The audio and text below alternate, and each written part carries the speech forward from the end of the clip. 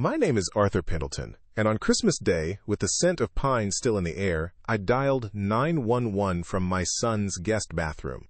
In a voice I barely recognized as my own, I reported that he and his wife were trying to murder me. I know how insane that sounds. A 72-year-old man, a father, making an accusation like that feels like a scene from a twisted movie. But what I found in their sterile stainless steel kitchen that evening was very real. It was a quiet, calculated betrayal contained in a small amber bottle. If you like this story, please like this video, subscribe to the channel, and share your impressions about this story in the comments. Your support helps me share a tale that needs to be heard. You see, this nightmare didn't begin with that phone call. It started months earlier, with their gentle concern over my dizzy spells, with a special herbal tea my daughter-in-law insisted on making for my health. It began with the quiet assumption that I was just a frail old man, a burden to be managed. They thought my life was winding down. They had no idea I was about to start the biggest fight of my life. Before that Christmas, my life was measured in the quiet rhythms of a house that had known one great love. After Eleanor passed, the silence was the loudest thing in it. The air, which once hummed with her laughter and the scent of the lavender she grew by the window, now just smelled of old wood and lemon polish. My days started in the kitchen, with the morning light slanting through the blinds, illuminating the dust motes dancing in the air. I'd sit in the same worn oak chair where she used to read the newspaper, my hand resting on the smooth, familiar grain, and drink my coffee. It was a simple, solitary existence, but it was mine. It was built on the foundation of 50 years of shared memories, and every corner of that house held a piece of her. My sanctuary was the small workshop I'd built in the garage. The scent of cedar and sawdust was my comfort, a perfume of purpose. My hands, though spotted with age and stiff in the mornings, still knew their way around a block of wood. It was there I spent most of my time, carving small, intricate figures of birds. Eleanor had loved them. She said I didn't just carve the wood. I found the life that was already inside it. After she was gone, I kept carving. For my granddaughter, Lily. For myself. It was in that workshop, surrounded by the ghosts of past projects, that I felt most like Arthur Pendleton, the man I'd always been. A husband, a father, a craftsman. The tools on the wall were a history of my life. The hand plane my own father gave me. The chisels I bought with my first paycheck from the mill in 1968. The small whittling knife I used to teach David his first cuts. I remember one Saturday years ago when David was about 10. The rain was drumming a steady rhythm on the garage roof. He sat on a stool beside me, his small hands struggling to hold the knife steady against a piece of soft pine. His brow was furrowed in concentration. "It's not working, Dad," he'd said, his voice thick with frustration. I put my own project down and placed my hand over his, guiding the blade. "Patience, son," I told him, my voice low. "You don't force the wood. You listen to it. You feel where it wants to go." We sat like that for an hour, my hand guiding his, until a rough, clumsy-looking boat took shape. The pride in his eyes when he showed it to his mother was a memory I held on to like a precious stone. That was the boy I raised, the man I thought I knew. The change was so gradual I almost didn't notice it. It started about a year after Eleanor's funeral. David and Sarah began visiting more often, their faces etched with a gentle concern that felt practiced. Sarah would arrive with containers of food and a special blend of herbal tea she'd found online. "It's for your circulation, Arthur," she'd say, her smile never quite reaching her eyes. "It'll help with your energy levels." I drank it dutifully. It tasted earthy and bitter, but I swallowed it down because it felt like they were trying. It felt like love, or at least a version of it. Then came the phone calls from David. Not to chat about his work or ask about my day, but to check in. "How are you feeling, Dad? Any more of those dizzy spells? Are you sure you're eating properly?" I never told them the full extent of my sacrifice for their happiness. When they found their dream house 5 years ago, the one with the big yard and the good schools for Lily, they were short on the down payment. The bank wouldn't budge. I saw the look of defeat on David's face. So without a second thought, I went to my financial advisor, a man I'd known for 30 years, and I signed the papers. I liquidated $150,000 from my retirement fund, the nest egg Eleanor and I had carefully built. I handed them the check, number 3452, from my personal account, and told them to build a good life. Your mother would have wanted this, I said, and I meant it. Seeing their joy was supposed to be my return on investment. It was the only one I ever wanted, but slowly their concerns started to feel less like care and more like an assessment. The conversation shifted. This old house must be a lot to keep up with, Dad. Have you thought about what you'll do in a few years? There are some lovely assisted living communities nearby. I'd brush it off, telling them I was perfectly fine, that my home was where I belonged. But the words lingered in the air long after they'd left, like a strange, unpleasant odor. The dizzy spells they were so concerned about did get worse. I went to see Dr. Miller, my family physician since 1987. He ran a full battery of tests, blood work, an EKG, a stress test. He found nothing. You're as healthy as a man of 50, Arthur, he'd said, clapping me on the shoulder. Probably just a bit of dehydration or stress. Make sure you're drinking enough water. I left his office feeling relieved but confused. The week before that final Christmas, I finished The Little Robin for Lily. I'd spent over 40 hours on it, sanding the cedar until it was as smooth as silk, carefully painting the red breast and the dark, intelligent eyes. It fit perfectly in the palm of my hand, a small, solid symbol of unconditional love. As I wrapped it in soft tissue paper and placed it in a small box, I felt a familiar pang of loneliness, followed by a surge of anticipation. I was going to see my family. I was going to watch Lily's face light up. I held the box in my hands, oblivious. I was bringing a gift of love into a house that was quietly planning my end, a house built with the very money they wanted to inherit. I thought I was just going for Christmas dinner. I had no idea I was walking into the fight for my life. The first real crack appeared on a Tuesday in late October. The air had a crisp edge to it, and the maple tree in my front yard was a blaze of orange and red. I was in my workshop, sanding the wing of a small wren, when I heard their car pull into the driveway. David and Sarah didn't call beforehand much anymore. They just appeared, their visits framed as spontaneous drop-ins, though they felt more like inspections. Sarah came in carrying a thermos, her smile bright and tight. "Brought you some of your tea, Arthur," she announced, her voice echoing slightly in the garage. "It's getting chilly. Thought this would warm you up." She poured the dark, steaming liquid into my favorite mug, the one Eleanor bought me from a little pottery shop on our trip to Asheville in '99. It had a small chip on the rim that my thumb always found. I thanked her, the familiar, bitter, earthy scent filling my nostrils. David lingered in the doorway, his eyes scanning the shelves of tools, the neat stacks of lumber, the half-finished carvings on my workbench. "Still spending all your time out here, Dad?" he asked. There was an edge to his voice, not unkind, but something dismissive, as if my life's passion was a quaint but slightly foolish hobby. I didn't rise to it. "It keeps my hands busy," I said simply, taking a sip of the tea. It was warm, at least. They followed me into the house. Sarah immediately started tidying things that didn't need tidying, straightening a stack of magazines, fluffing a cushion on the sofa. It was her way of asserting control in a space that wasn't hers. We sat in the living room, in the heavy silence that often fell between us. I was in my worn leather armchair, the one molded to my shape over 30 years. They were perched on the edge of the sofa, as if ready to bolt. "You know, Dad," David began, leaning forward with his elbows on his knees. "We were talking the other day. This house, it's a lot for one person." I felt a familiar tension coil in my stomach. "I managed just fine, son," I replied, my voice level. I looked over at the framed photograph on the mantelpiece, Eleanor and I on our wedding day, May 15th, 1968. We were so young, our faces full of a future we couldn't possibly imagine, a future that included this house, this room, this very conversation. "It's not about managing," Sarah chimed in, her tone soft and reasonable, the kind of tone you use with a child. "It's about your quality of life. Think of all the maintenance. The property taxes alone must be over $7,000 a year. And what if something happened? What if you fell?" Her words were like carefully placed stones, building a wall of fear around me. I took another sip of tea, the warmth doing nothing to chase away the chill spreading through my chest.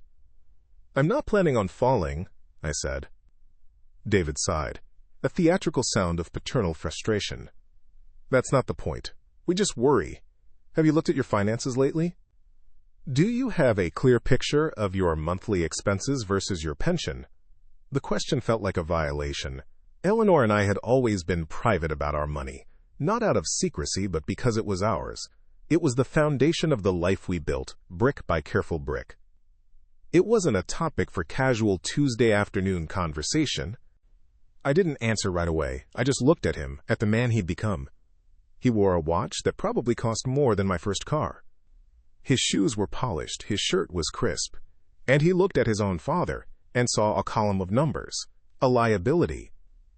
"My finances are in order," I finally said. The words clipped. Sarah placed a hand on his arm. "We just want you to be secure, Arthur. For Lily's sake. She loves her grandpa so much, and we want to make sure you're around and comfortable for a long, long time, using my granddaughter, my heart, as a tool against me." That was the moment the discomfort soured into something uglier. It felt calculated. As they got up to leave, David paused by the front door. He picked up a small, hand-painted decoy duck that sat on the entryway table. Eleanor had bought it for me on one of our first anniversaries. Its paint was faded, and its wooden bill was worn smooth from years of me running my thumb over it. "You've had this old thing forever," he said, turning it over in his hands before placing it back down with a careless clatter. He didn't see a memory. He saw junk. After the sound of their car faded down the street, I walked back into the silent house. The scent of Sarah's tea lingered in the air. I looked at the half-empty mug on the coffee table, its contents now cold. For the first time, it didn't look like a gift. It looked like a warning. The last peaceful day I remember was November 12th. The sky was a sharp, brilliant blue, and the air was cold enough to make my breath plume in the garage. I was in my workshop, putting the final touches on the robin for Lily. My hands, guided by a muscle memory 50 years in the making, moved the fine grit sandpaper over the cedar, bringing out the wood's warm, reddish glow. The scent of sawdust was thick and comforting, a smell I associated with creation and purpose. In that small, dusty space, surrounded by my tools and the ghosts of projects past, I felt whole. I felt like myself. That feeling was shattered when their car crunched to a stop in the driveway. It was a silver SUV, a machine that always seemed too large and aggressive for my quiet street. They didn't knock. David used his key, and the sound of the lock turning felt like a violation. They found me in the workshop, standing under the single bare bulb that hung from the ceiling. Sarah was holding a glossy folder, and David had an expression on his face I hadn't seen since he was a teenager who'd been caught lying, a mixture of defiance and manufactured sincerity. "Dad, we need to talk," he said, skipping any pretense of a social visit. I set the small wooden bird down carefully on my workbench, next to a jar of turpentine. I wiped my hands on an old rag, my movements slow and deliberate. I didn't invite them into the house. I would face them here, on my own ground. "I'm listening," I said, my voice calmer than I felt. Sarah stepped forward, opening the folder. "Arthur, we've been doing some research," she began, her voice dripping with practiced empathy. "We found a wonderful place. It's called Willow Creek Senior Living. It has round-the-clock nursing care, prepared meals, and social activities. We even took a tour last week." The words hung in the cold air between us. A tour. They had taken a tour of a place to put me, without me.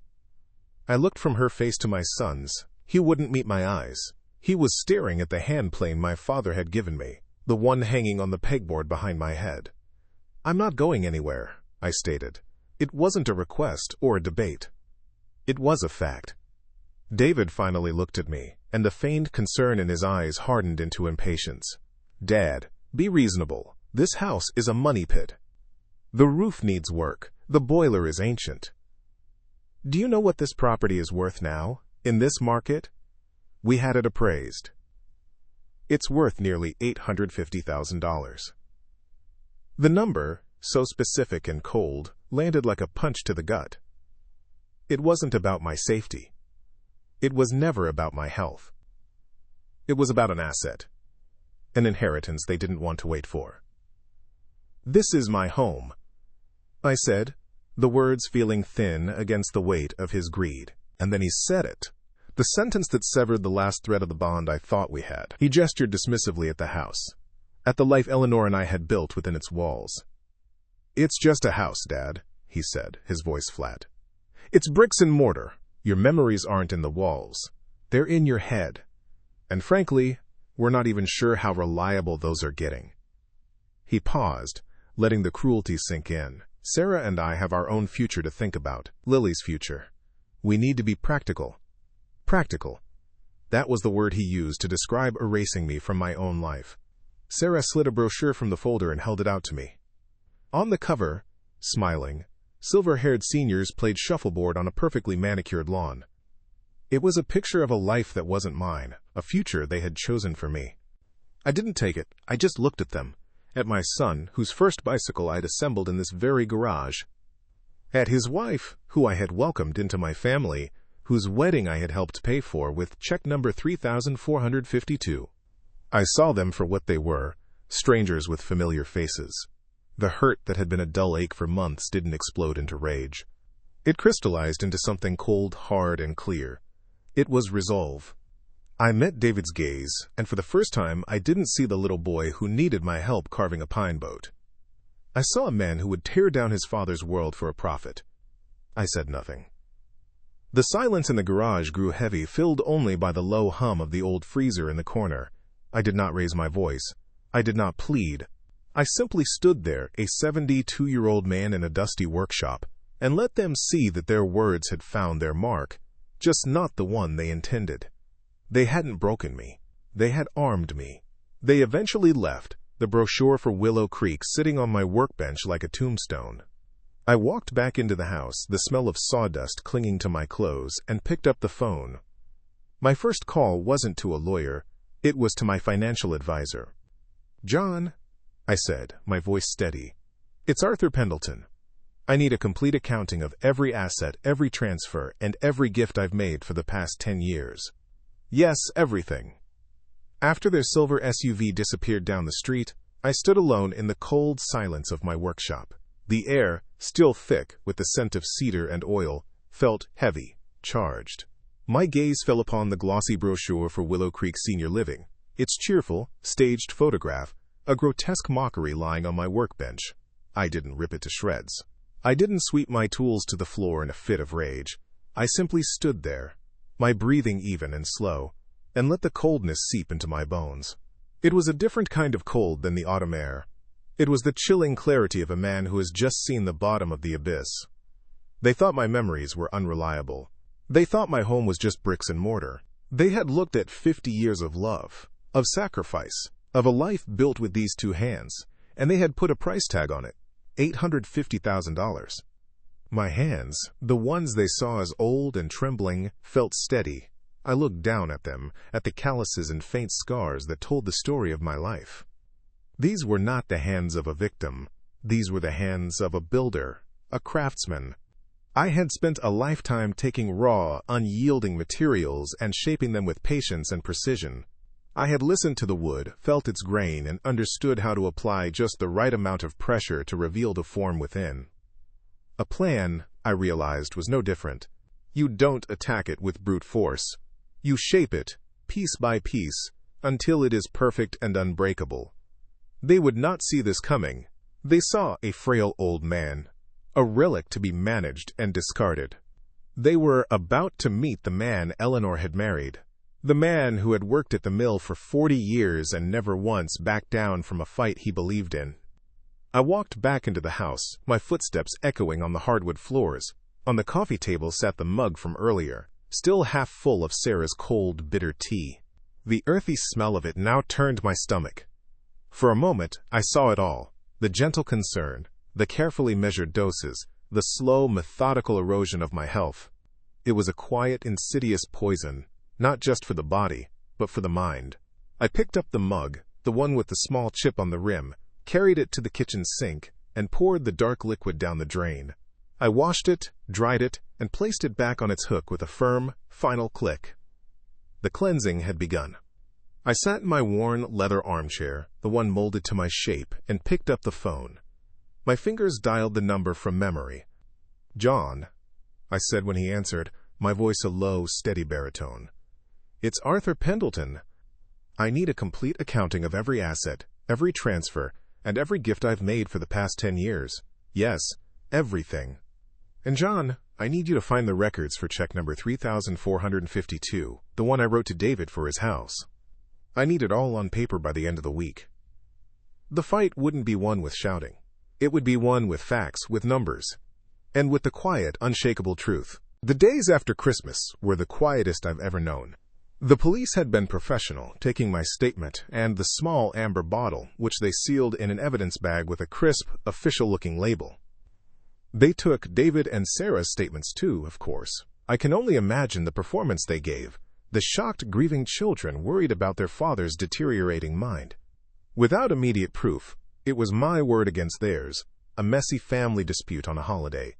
I knew they thought it was over. They thought I had played my only card, a desperate, confused accusation they could easily dismiss as senility. They underestimated me. They always had. My first appointment was on January 3rd, a Tuesday. The sky was the color of slate, and a cold wind rattled the bare branches of the oak trees. I drove my 10-year-old sedan to a small, unassuming brick building downtown. The name on the door was simple: Robert Davies, attorney at law. No fancy firm, no sprawling partnership. Just one name. Inside, the office smelled of old paper, leather, and brewed coffee. Mr. Davies was a man who looked like his office. Solid, a little worn, but built to last. He was in his late 60s, with a steady gaze and hands that looked like he'd done more in his life than just push paper. I sat opposite his large mahogany desk and told him everything. I didn't rush. I laid out the story piece by piece, from the first dizzy spells, to the brochure for Willow Creek Senior Living, to the discovery of the bottle on Christmas Day. I spoke in a low, even tone, the same way I would describe the grain of a piece of wood. When I finished, I placed a thin manila folder on his desk. He opened it. Inside was every document John, my financial advisor, had pulled for me. The first page was a copy of check number 3452, dated April 22nd, 5 years prior. The payee was David Pendleton. The amount was clearly visible, $150,000. The memo line read, "House down payment." Behind it were bank statements, retirement fund withdrawal slips, and a summary of my total assets. Mr. Davies looked at the check for a long time, his expression unreadable. "This was a gift, Arthur?" he asked, his voice a low rumble. "Yes," I said. "A gift from a father to his son, no strings attached." He nodded slowly, then looked up at me. "The police have the bottle, which is good. We'll need to file a motion to have its contents officially tested by an independent lab. But that's only half the battle. We need to prove intent. We need to connect that bottle to the tea." A cold knot tightened in my stomach. "The tea," I said, my mind racing. Then I remembered. Sarah, in her last visit before Christmas, had left a full thermos on my kitchen counter. "For the week," she had said with that empty smile. In the chaos of the police and the emotional fallout, I had completely forgotten about it. "I have some," I told him. "She left it at my house." Mr. Davies's eyes sharpened.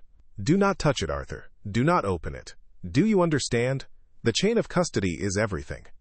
I will arrange for a licensed investigator to retrieve it tomorrow, January 4th. He will seal it and deliver it directly to Northgate Analytical Laboratories. We'll pay for a rush toxicology screen. It will cost $1, $200, but we should have results within 10 business days, by January 18th at the latest." I agreed without hesitation. The money was nothing. The truth was everything. He then explained the next steps.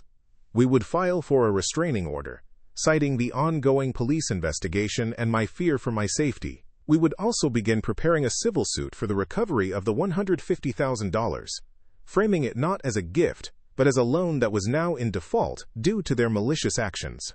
"It's a long shot," he warned, "but their attempt to defraud you of your home and potentially your life changes the nature of that transaction in the eyes of the court. We'll argue financial elder abuse." I left his office feeling a sense of grim purpose. The gears were turning. That evening, the phone rang. It was David. I let it ring 4 times before picking up. "What the hell was that, Dad?" He started, his voice a furious whisper. "You called the cops? On Christmas?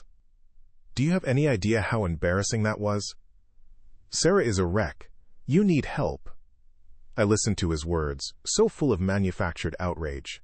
There was no concern, no question of, "Dad, are you okay?" There was only anger at being exposed. I let the silence stretch after he finished his tirade.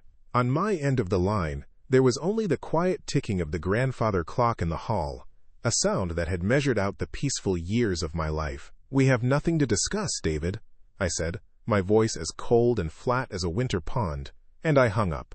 I didn't slam the phone down. I placed it gently back in its cradle. The conversation was over. The next morning, a man in a plain gray coat came to the house, introduced himself as Mr. Klein, and professionally sealed and removed the thermos of dark, bitter tea.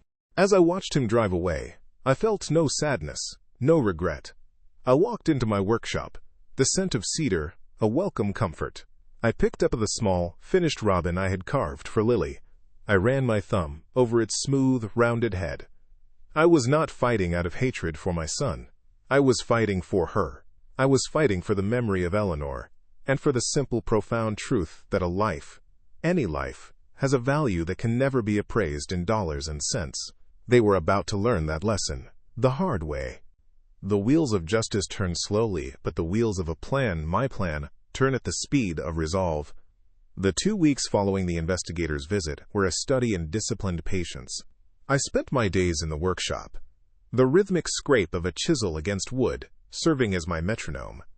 I finished 2 more birds, a blue jay and a cardinal, their bright colors a stark contrast to the gray January sky and the muted tones of my new life.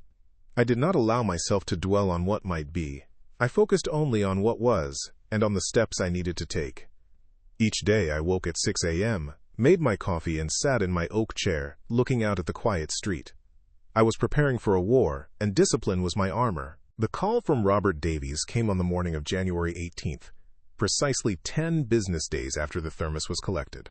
I was wiping down my workbench when the phone rang, its shrill sound cutting through the quiet hum of the garage.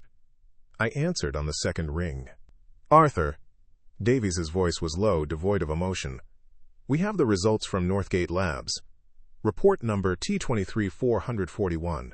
The liquid in the thermos contained a significant concentration of oleandrin." I wrote the word down on a scrap piece of wood. Oleandrin. I didn't know what it was, and I didn't have to. Davies continued. "It's a highly toxic cardiac glycoside, derived from the oleander plant. It's odorless, bitter, and in sustained doses it causes dizziness, tremors, and eventually cardiac arrest." The lab matched the concentration almost exactly to the residue found in the amber bottle. There it was, the link, the proof, a cold, hard fact. "What's next?" I asked, my own voice as steady as his. "Next," he said, "we move. I am filing for an emergency protective order this afternoon. Case number P0202300047. It will be served to David and Sarah at their home by a county sheriff within 24 hours. It will legally prohibit them from coming within 500 yards of you or your property." The following afternoon, a uniformed sheriff's deputy served the papers. I know this because at 4:15 p.m. my phone erupted. It was David. I let it go to voicemail. He called again. And again. On the 4th call, I answered and put the phone on speaker, placing it on the workbench. His voice, tinny and distorted, filled the garage.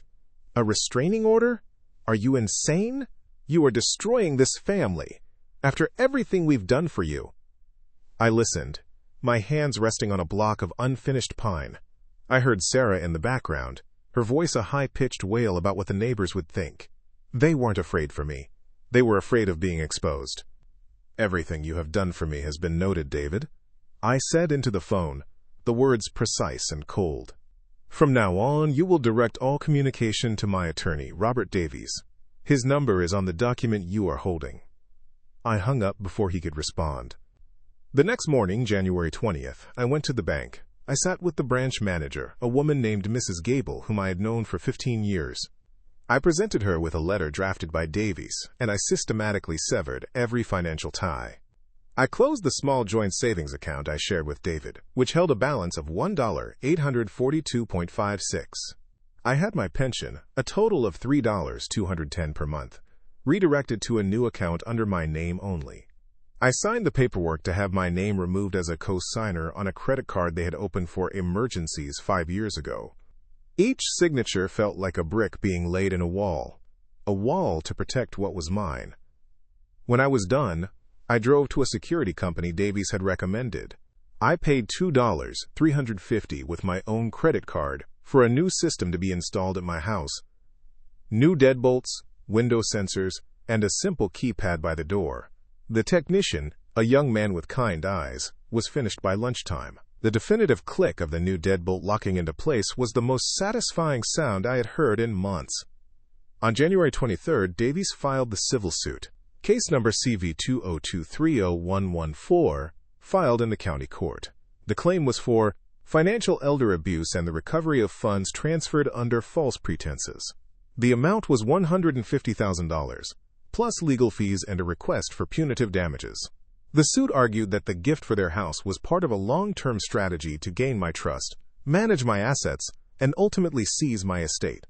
The attempted poisoning, the suit claimed, was the final brutal step in that strategy. A process server delivered the summons to their pristine suburban home 2 days later. That evening, the silver SUV appeared at the end of my street. It sat there for nearly an hour, a predator hesitating at the edge of a territory that was no longer its own. Finally, it drove up to my house. I watched from the living room window, hidden by the shadows. David got out and strode up the walkway, his face a mask of fury. He tried his key in the new lock. It didn't fit. He rattled the doorknob, a useless, angry gesture. Then he started pounding on the door, his blows echoing in the quiet evening. "Dad, open this door. We need to talk about this ridiculous lawsuit. You can't do this." I didn't move. I just stood there, watching my son try to break down the door to the home he grew up in, the home he was trying to steal. He saw the small, discreet camera I'd had installed above the doorframe. He stopped, his face contorting as he realized he was being recorded. He pointed a finger at the lens, his mouth forming words I couldn't hear. Then, defeated, he stormed back to his car. As the SUV sped away, its tires squealing in protest, I walked back to my workshop. The air smelled of safety. It smelled of cedar. I picked up the little carved robin, its painted eyes seeming to watch me. I thought of the boy I had taught to carve, the one who had learned about patience and care in this very room. He was gone. In his place was a stranger who valued money more than a father's life. The grief was a physical weight in my chest, heavy and real. But beneath it, something else was growing. Not anger. Not a desire for revenge. It was a sense of profound, unyielding justice.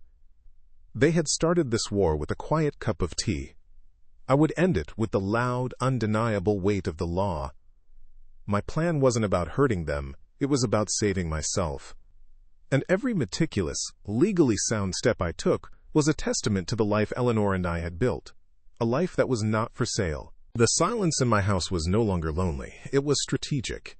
It was the quiet of a chess player contemplating his next 5 moves. The legal documents David and Sarah were served were my opening gambit, and I knew their response would be emotional, sloppy, and predictable. They didn't disappoint. The first sign of their panic came not as a shout, but as a formal letter from a downtown law firm, Harris, Finch & Associates, a name that sounded expensive and aggressive. Robert Davies read a portion of it to me over the phone on the last day of January. "My clients, Mr. and Mrs. David Pendleton," he quoted, his voice dry, "are deeply concerned for Mr. Arthur Pendleton's cognitive state and view this frivolous lawsuit as a tragic manifestation of his decline. They are prepared to countersue for defamation and emotional distress." I almost laughed. It was the exact move I expected. Paint me as the crazy old man. "They're trying to bully us, Arthur," Davies said. "It means we have them scared." I agreed. Fear makes people reckless, and I was counting on it. Their recklessness manifested a week later, on a Tuesday morning that was so cold the air felt like glass. I had run out of coffee, a small domestic problem in the midst of a war. I drove to the local supermarket, the same one Eleanor and I had shopped at for 40 years. I was in the frozen food aisle, my hand hovering over a bag of green beans, when I felt a presence beside me. The faint, cloying scent of Sarah's perfume reached me a second before she spoke. "Arthur?" she said, her voice a strained whisper. "We need to talk." I turned slowly. She stood there, looking pale and thinner than I remembered. David was a few feet behind her, his arms crossed tightly over his chest, his jaw set like concrete. It was a planned ambush. The bright, fluorescent lights of the supermarket hummed above us, casting a sterile glare on the scene. I gripped the cold metal bar of my shopping cart. "There's a protective order, Sarah," I said, my voice low and even. "You are violating it by being here." "This is a public place," David snapped, stepping forward. "We're just trying to talk to our father. Or is that illegal now, too?" His eyes were bloodshot, and he looked like he hadn't slept in days. "Good. We're worried about you," Sarah pleaded, placing a hand on my arm. Her touch felt like a spark of ice. I looked down at her hand, and then back at her face. I didn't pull away. I simply let her feel the complete lack of response from me. "You are making a terrible mistake," she continued, her voice trembling slightly. "You're tearing our family apart. Think about Lily. What is she going to think of all this?" The mention of my granddaughter was a poisoned dart, and they knew it. But the poison didn't work on me anymore. "Lily," I said, my voice flat, "will one day learn the truth, and she will understand what it means to stand up for yourself with dignity." David scoffed, a harsh, ugly sound that echoed in the aisle. "Dignity? You're dragging our name through the mud with this insane lawsuit. Do you have any idea what this is costing us? We had to retain Harris Finch. That's a $10,000 retainer, Dad. Money we were saving for Lily's college." His arrogance was astounding. He spoke of a $10,000 retainer as if it were my fault, while completely ignoring the $150,000 I had given them, not to mention the life they had tried to take. Other shoppers were starting to notice, pretending to examine boxes of frozen pizza while their eyes darted toward us. This was what they wanted, a public scene, a chance to paint me as the difficult, confused parent. I would not give it to them. "Your financial arrangements are your own concern," I said calmly, turning my attention back to the frozen green beans. I picked up a bag. "Now, if you'll excuse me, I have shopping to do."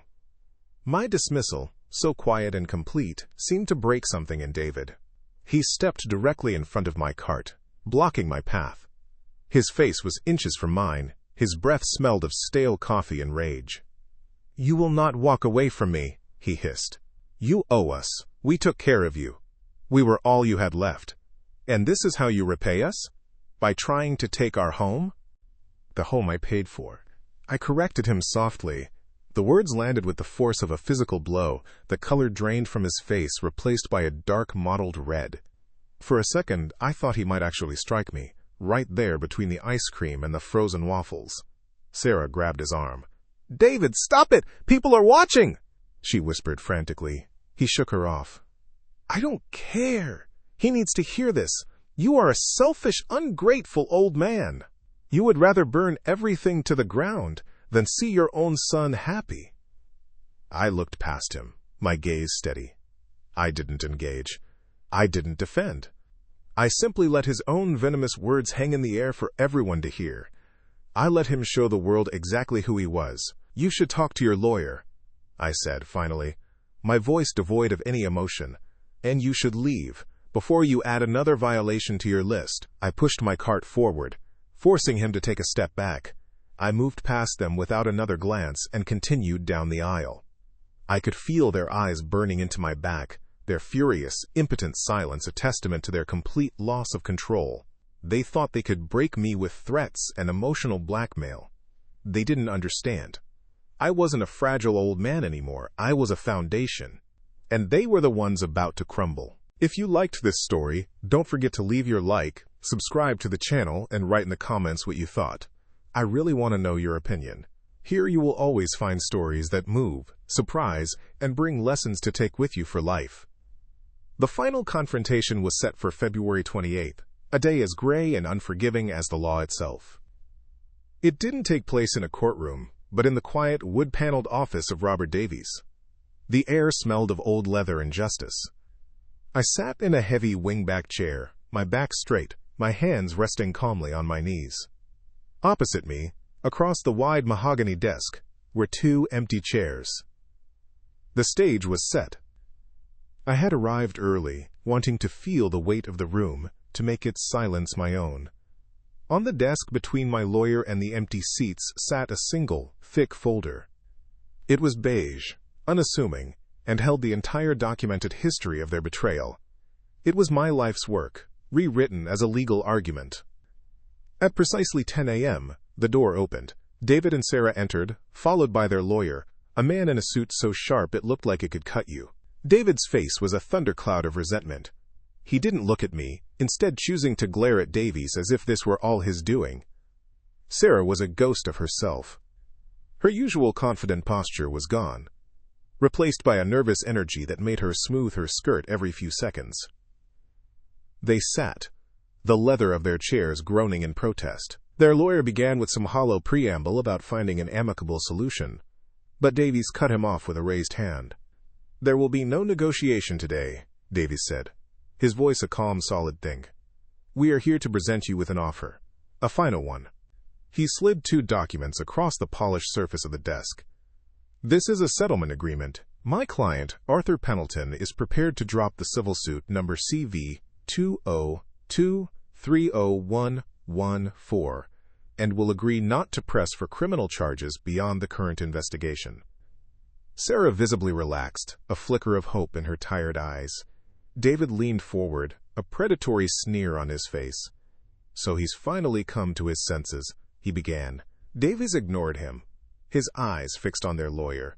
"In exchange," he continued, "Mr. and Mrs. Pendleton will sign over full, unencumbered title to their house at 45 Willow Lane to my client.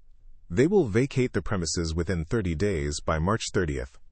They will also sign this document, a legally binding confession of their actions, to be held in trust by my firm. Should they ever violate the permanent protective order or attempt to defame my client in any way, that confession will be delivered to the district attorney's office." The hope in Sarah's face died instantly, replaced by sheer, unadulterated panic. David shot to his feet, the chair scraping violently against the floor. "You're insane," he roared, pointing a trembling finger at me. "You want our house? The house we built our life in.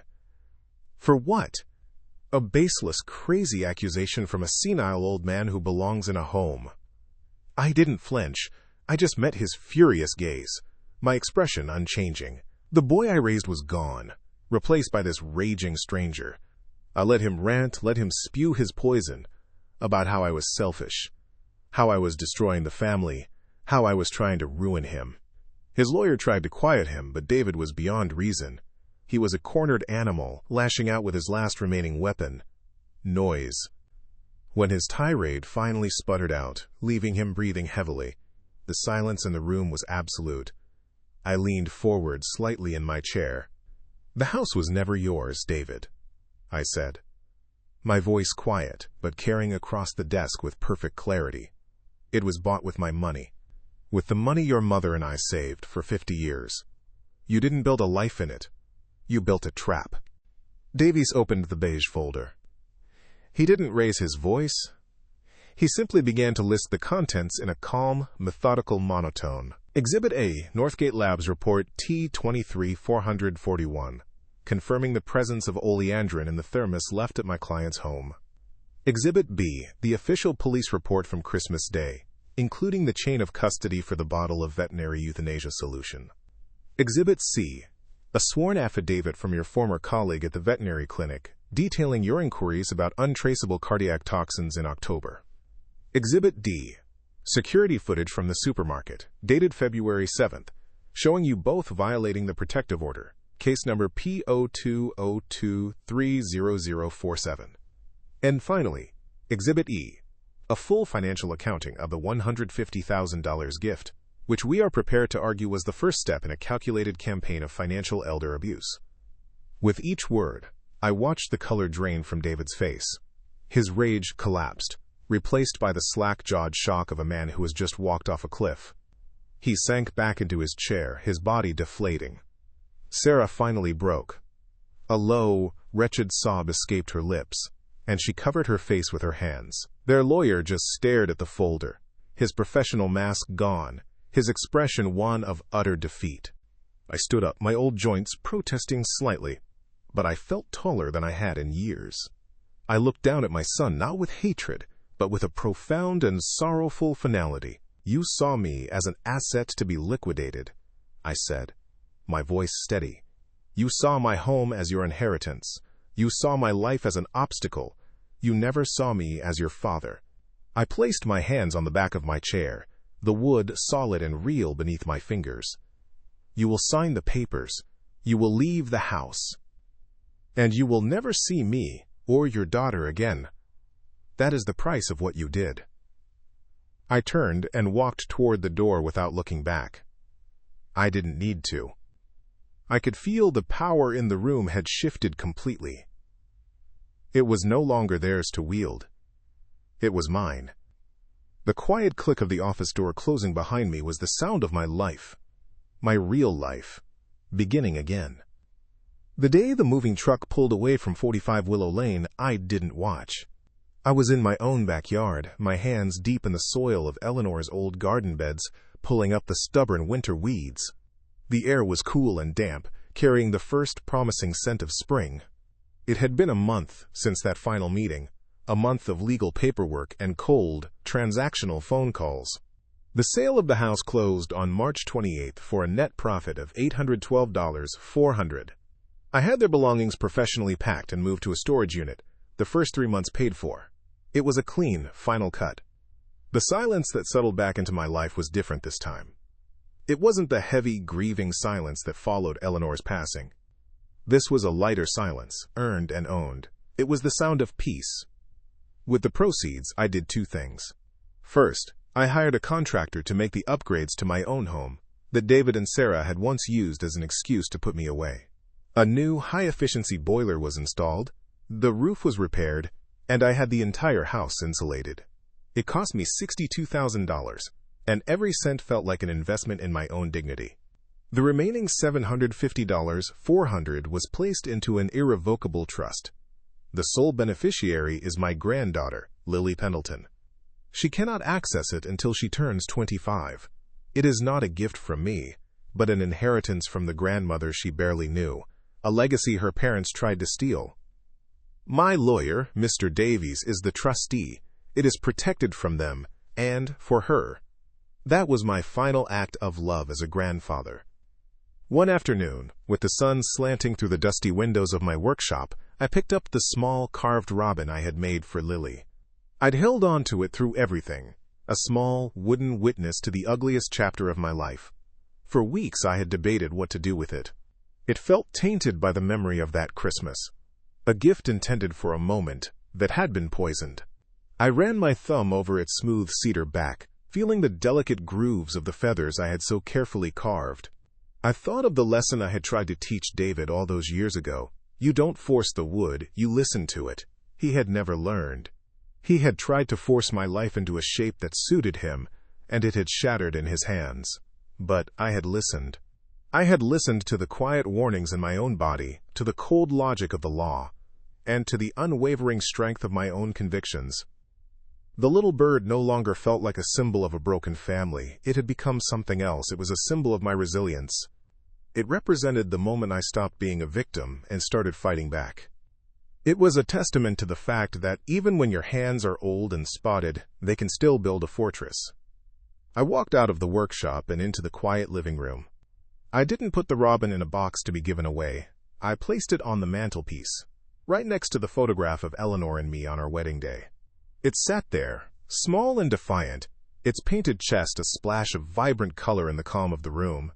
It belonged there, a reminder that the life Eleanor and I built was strong enough to withstand the worst storm, and that I was strong enough to see it through.